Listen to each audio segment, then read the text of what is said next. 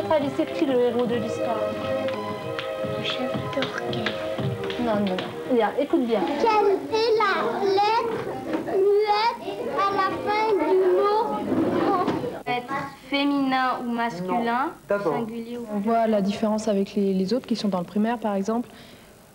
Quand ils rentrent chez eux, c'est les devoirs, les bonnes notes, alors que nous, jusqu'à la 8e classe, on n'y pensait mais vraiment pas du tout, quoi. On s'amusait, on faisait des jeux. On avait notre bibliothécaire qui était une copine et qu'on pouvait aller voir si on en avait marre de faire des maths. Alors on allait écouter une histoire à la bibliothèque. C'était génial et c'était tellement génial que j'ai appris à lire à 9 ans parce que je préférais qu'on me raconte des histoires.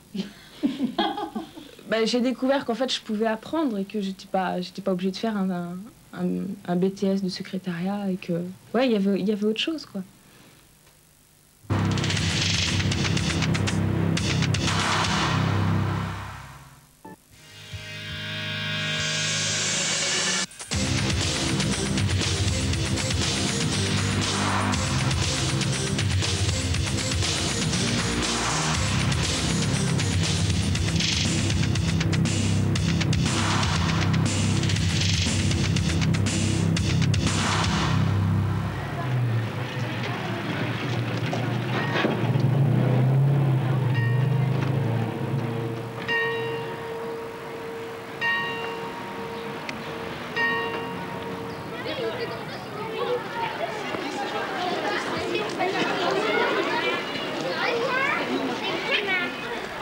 Bonjour Lise.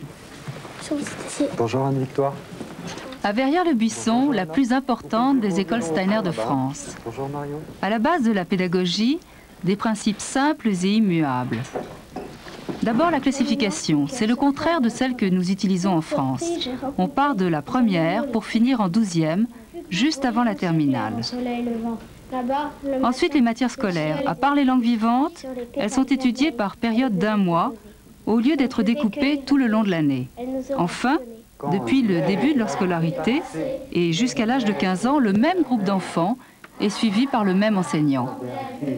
Nous sommes en 4e dans la classe de Monsieur Tessier et comme chaque matin, on commence à réciter des poèmes et à chanter pour se mettre dans l'esprit, dans l'ambiance Steiner.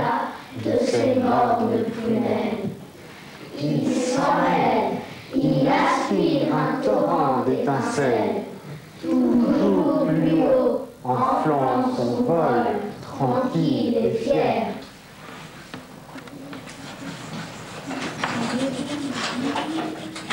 Les contes populaires et les récits mythologiques servent de base d'enseignement pour les cours de grammaire, d'histoire et même d'arithmétique. C'est une approche globale qui développe les possibilités intellectuelles et artistiques.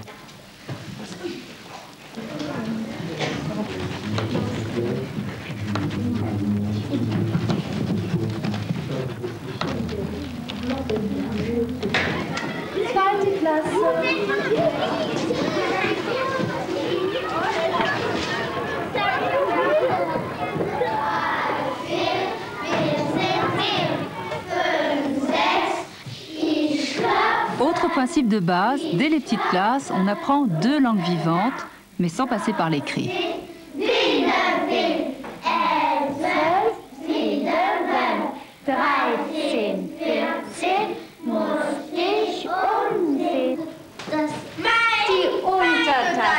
Sehr gut. Ja, und was noch? Mein Kopf. Camille? Mein Kopf. Dein Kopf in dem Nein. Die Muschel, bravo, Camille. Sehr gut, Stefanie. Was ist in dem Kopf, Vincent? Et forte. Diminué.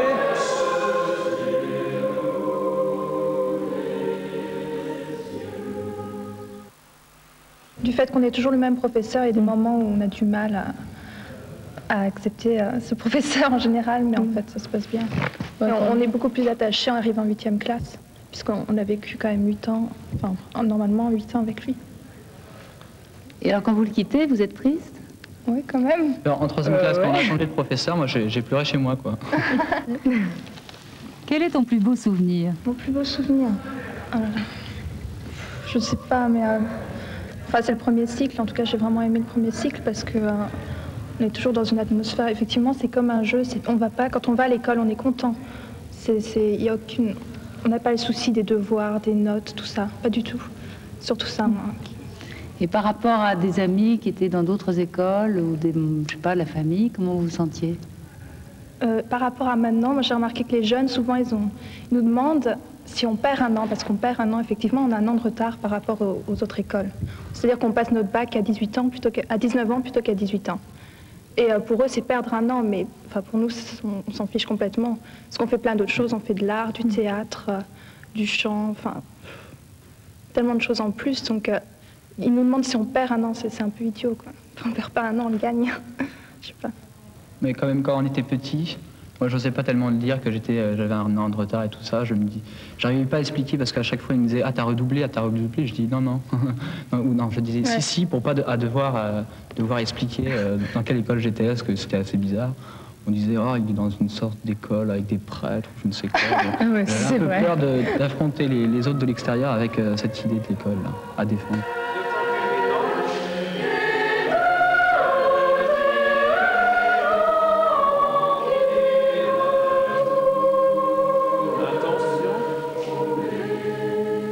L'ambiance de cette salle de spectacle dans l'enceinte de l'école a quelque chose de religieux.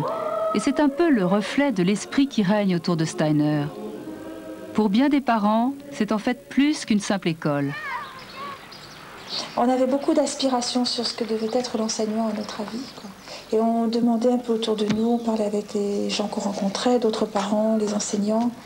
Et on rencontrait pas mal d'incompréhension en réalité auprès de toutes les personnes à qui on parlait. Et quand on a connu la pédagogie Steiner, ça répondait vraiment à ce qu'on attendait. Alors c'est une école payante. C'est une école payante, oui. Ça fait un gros budget, donc, quand on a plusieurs enfants. Absolument, c'est sûr que c'est un choix important pour nous d'avoir mis nos enfants. Et il faut qu'on fasse attention dans d'autres choses, quoi. On ne peut pas se payer tout ce qu'on veut.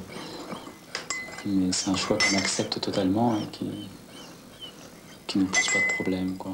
Qu'est-ce qui vous a le plus séduit dans l'école quand vous l'avez rencontré? C'est un petit peu ça, on peut dire. Oui. Il y a le fait de participer, de suivre. Il y a le fait que les enfants ne reçoivent pas seulement un enseignement de connaissances, mais toute une formation qui touche la personne complète. C'est physique, c'est aussi les sentiments, l'affectif, c'est aussi la création artistique, c'est corps, âme, esprit qui sont... Il y a vraiment beaucoup d'échanges lors des réunions de classe. Il existe des groupes de travail où vraiment on peut s'investir, on peut vraiment dire son avis. Et les professeurs sont des gens qui tiennent compte vraiment de toutes ces réunions-là et c'est très très agréable. Ce sont des groupes de travail sur l'enseignement, sur la pédagogie? Tout à fait, sur la pédagogie, sur des livres de Steiner, éventuellement, puisqu'il a écrit donc des livres sur la pédagogie, bien sûr.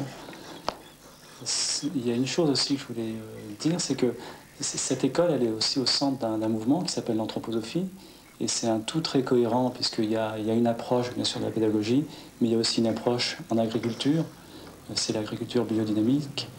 Il y a une approche au niveau des arts, au niveau de la médecine, et tout ça, c'est très séduisant.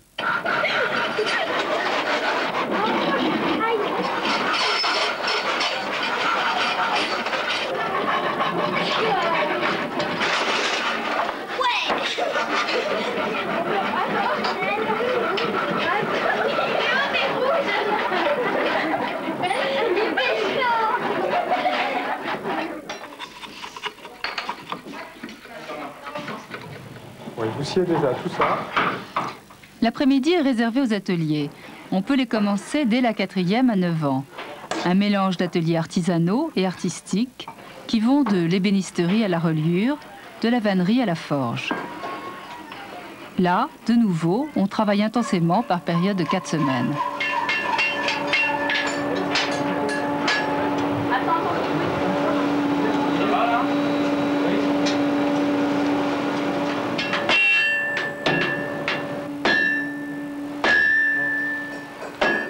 La seule angoisse chez Steiner, après 12 ans d'une vie de rêve, c'est le passage de l'autre côté du miroir dans le système traditionnel.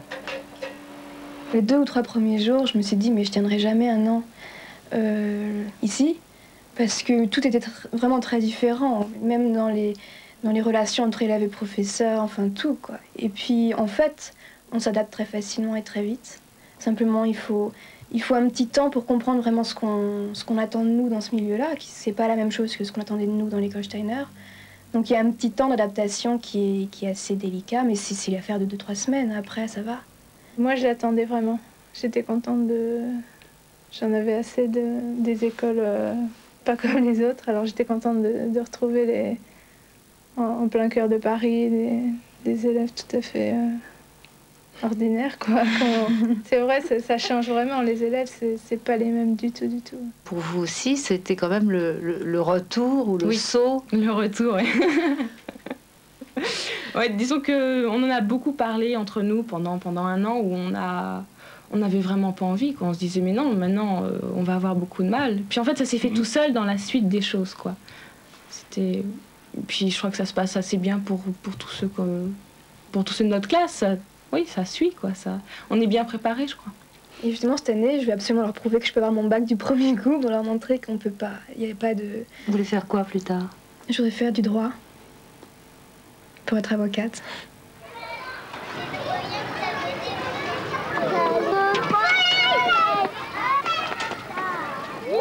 L'école nouvelle d'Antony a pris la suite de la fameuse école du Père Castor. On y applique le meilleur des pédagogies Montessori, Freinet et de Crowley, avec des ateliers de toutes sortes et surtout une participation des parents plus qu'active.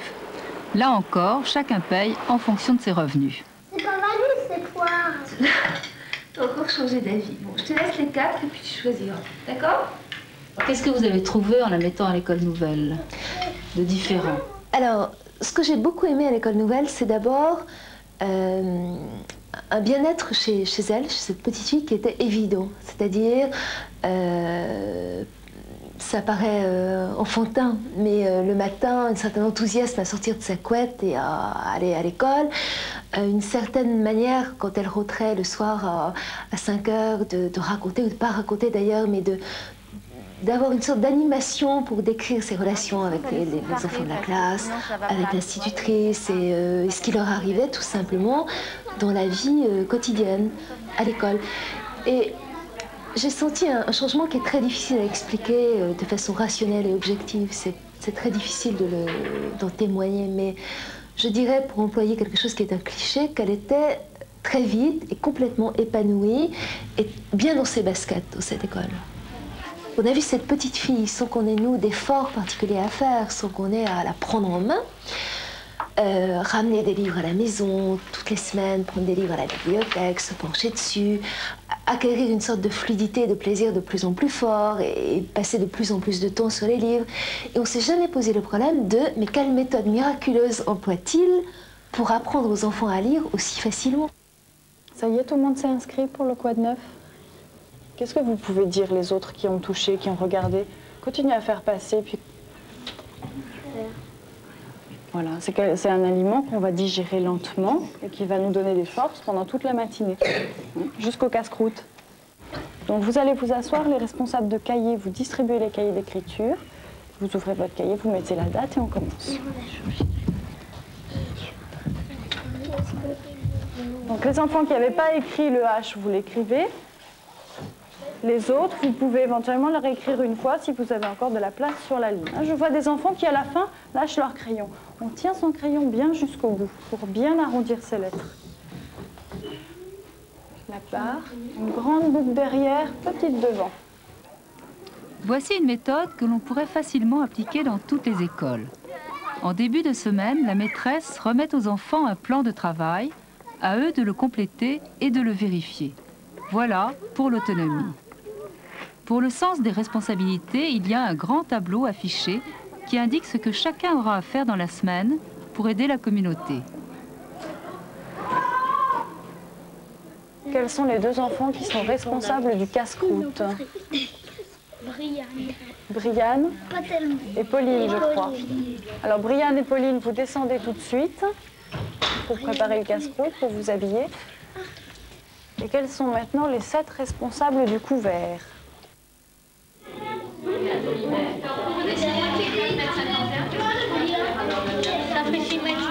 Ça fait quoi? 2, 3,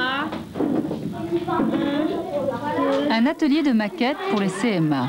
Ta classe fait 7 mètres, là, tu mesures ça. Des parents d'anciens élèves se sont engagés à l'année à venir tous les mercredis matins. Avec eux, les enfants vont fabriquer justement la maquette de leur classe.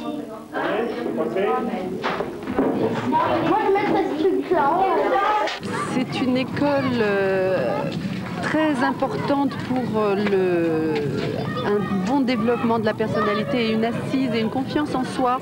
Je crois que c'est la base de l'école, c'est d'apprendre aux enfants à se gérer eux-mêmes et à être indépendants, libres et respectueux des autres. Bon, ça c'est un point fondamental de l'école que je trouve très importante. Et puis, quand on voit la proportion de parents instits qui mettent dans le public, qui mettent leurs enfants dans cette école, je crois que ça parle de soi, quoi. À aucun moment vous êtes dit je vais la retirer pour la mettre ailleurs? Ben si, si au moment où, quand elle prend des cahiers de vacances l'été et qu'en ouvrant la première page, on se rend compte qu'elle n'a pas le niveau de la première page des connaissances de chez Nathan, je dis ah l'année prochaine. Et puis quoi, elle rattrape en 15 jours, alors bon, je me lis parce que je la trouve bien cette école. Oui, je t'aime et je te donne ce poème. Oui, je t'aime.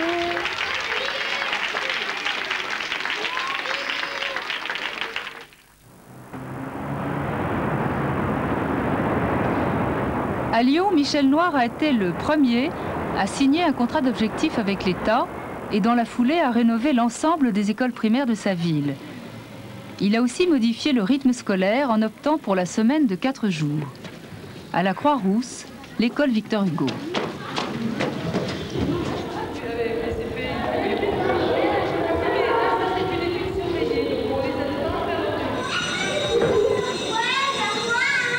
Avant de travailler pour de bon, il y a toujours un temps d'accueil consacré à la préparation des affaires de classe et au goûter. Un temps pour que les enfants s'impliquent sans que les adultes s'imposent. Que nous conseilles-tu ce matin? On descend les plateaux des goûters, on peut manger dans la classe? Il y a soit des cracottes avec 2 papillotes, soit une cracotte avec... Non, avec de la confiture de fraises. Ah, très bien. Voilà, vous venez vous asseoir, bonjour. Avec l'arrivée des CP, la classe de Madame Grasset se décloisonne le temps d'un atelier de français. Vous venez vous asseoir. Alors on va mettre Julia, tu viens ici? Oui. Je crois qu'hier, vous aviez trouvé tout seul tous les mots du texte. Alors si quelqu'un veut venir nous aider à retrouver les mots, mais sans lire l'histoire, mais avec les yeux, hein, on balaye tout le texte, on regarde tout et on dira l'histoire après. Au départ, j'ai travaillé d'une façon très traditionnelle, sous la forme de transmission du savoir aux enfants. On arrivait, on avait une leçon à préparer et on essayait de faire en sorte de déverser son savoir pour que les enfants puissent l'acquérir. Il y a eu plusieurs déclics. Déjà au niveau de l'apprentissage de la lecture, j'ai pratiqué longtemps en classe de cours préparatoire. Et quand les enfants arrivaient en disant « Tiens, j'ai fait ça à la maison » ou « C'est passé ça dans le quartier », moi je devais faire la leçon de lecture, numéro de temps, parce qu'elle était inscrite au programme. Et si je ne la faisais pas, je risquais de prendre du retard. Et ça, bon, ça me gênait énormément. Et un deuxième déclic, c'est quand j'ai eu des classes de CP et de CE1 en même temps. Une classe à double niveau, parce que l'école exigeait fermeture de classe, etc. Et donc là, je me suis aperçu que beaucoup apprenaient au contact des autres. Il y avait un mélange, et même si on conduisait la classe les 2 niveaux de façon parallèle, il se passait des choses, des interactions très fortes entre les enfants au niveau de leur apprentissage.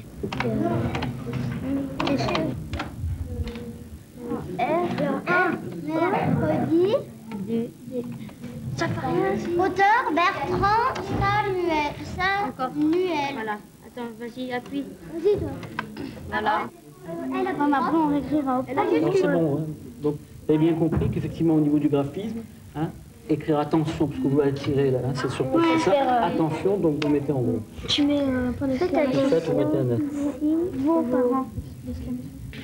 Non, mais on écrit là. Après, le fils, on écrit là.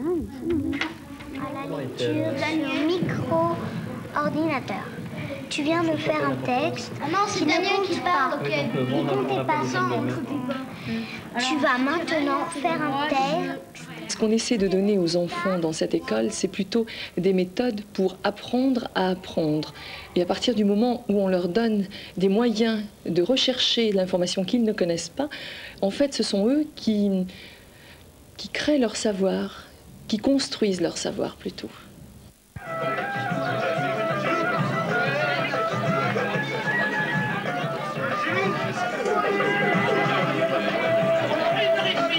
Au lycée expérimental de Saint-Nazaire, la cour de récré pour des élèves venus d'un peu partout pour tenter une dernière fois de passer le bac. Des élèves qui ne supportaient plus l'école et que l'école ne supportait plus. Le pari, c'était, on a un espace, vous donnez des enseignants, on appelle les élèves et on dit maintenant qu'on commence à se mettre en rond et on construit l'école qu'on a envie de construire. Mon projet était que nous serions capables, en tous les cas, d'essayer des choses avec les élèves rejetés de partout. Le malheur, sans doute, a été qu'il n'y a eu que, ou essentiellement, ou beaucoup d'élèves rejetés de partout, ou rejetant tout. Que tu vois en Don Juan, mon maître, le plus grand scélérat que la terre ait jamais porté. Un enragé, un chien, un diable, un turc, un hérétique qui ne croit ni ciel... Jusque-là. Alors là, qu'est-ce qui est mis en évidence? On a des élèves qui n'allaient plus au lycée du tout, donc ils se faisaient vider parce qu'on ne les voyait plus. Le problème était de savoir si nous on ferait pareil, si le fait qu'ils ne viennent pas, qu'ils ne reprennent pas, on leur interdise de venir quand ils en auront envie. Le pari, c'est peut-être au bout de 6 mois, 1 an et demi, est-ce que je sais, ils vont venir. Alors c'est pas du tout de dire on peut réussir sans venir à l'école, je dis, c'est de ne pas sanctionner quelqu'un qui ne vient pas en disant ça va peut-être se faire, c'est tout. Mais personne n'a jamais dit que c'est bien de ne pas venir. Comment il reprend les propos de Sganarelle, qui retourne à sa façon. Pas vraiment. Qu'est-ce que vous auriez à dire sur ce personnage? Enfin, quelle synthèse vous feriez par rapport au texte de ce matin? Mais il est attirant, de toute façon. Alors, pour toi, il est attirant. Bah oui. Et pourquoi? Il y a tout ce qui se passe autour de la fascination. La façon dont il va vers les femmes pour leur parler, quoi. C'est étonnant, avec tout ce qu'il leur raconte, elle tombe sous leurs pieds. Ah, d'accord. Si, c'est vrai, il dit tellement de choses. C'est un menteur à fond. Il baratine, quoi, mais... Et ça marche, c'est ça qui marche, c'est ça le pire. C'est que ça marche. Au lycée Expé, les enseignants et les élèves choisissent ensemble et construisent le contenu des ateliers qu'ils pourront suivre. Le choix est vaste des matières obligatoires pour le bac aux ateliers de culture générale. Il n'y a pas de bulletin trimestriel, mais les élèves tiennent un journal de bord personnel qu'ils analysent 2 à 2.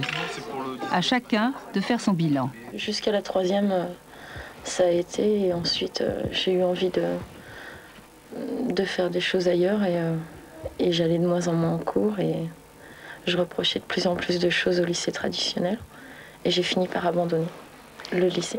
Et donc ça t'a dégoûté? Pas vraiment dégoûté, mais j'avais envie de vivre autre chose et de me lancer par moi-même, prouver que je pouvais réussir autrement que par des diplômes et par une structure. T'as été surprise quand t'es arrivée la première fois? Très impressionnée, surtout par l'ambiance qu'il y a ici, l'espèce de... De quoi? De liberté? De liberté, de toute cette circulation, des gens qui rient. C'est vraiment une communauté, quoi.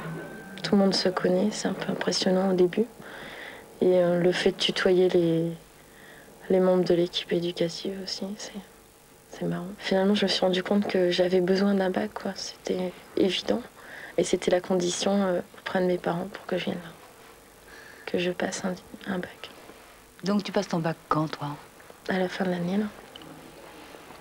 Et tu bosses bien, t'es contente? Non.